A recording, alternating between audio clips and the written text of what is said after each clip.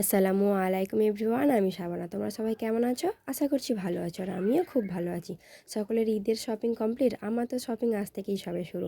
আজকে ইফতারটা হবে আবুজিদের বাড়িতে, তাই জন্য সবাই মিলে রেডি হয়ে চলে গেলাম আবুজিদের বাড়িতে। গিয়ে মায়ের সঙ্গে অনেকক্ষণ ধরে গল্প করছিলাম। তারপরে ইফতারের সময় হয়ে যায়, মা সব ফলগুলো কাটার জন্য রেডি হচ্ছিল। আমিও মাকে একটু হেল্প করে দিলাম। মা আমি দুজন মিলে ফল কেটে নিয়ে সুন্দর করে সাজিয়ে দিলাম। তারপরে দেখো আমার দাদা ছেলেটা কত সুন্দর সেজে গুজে এসেছে আমাদের সঙ্গে ইফতার করবে বলে।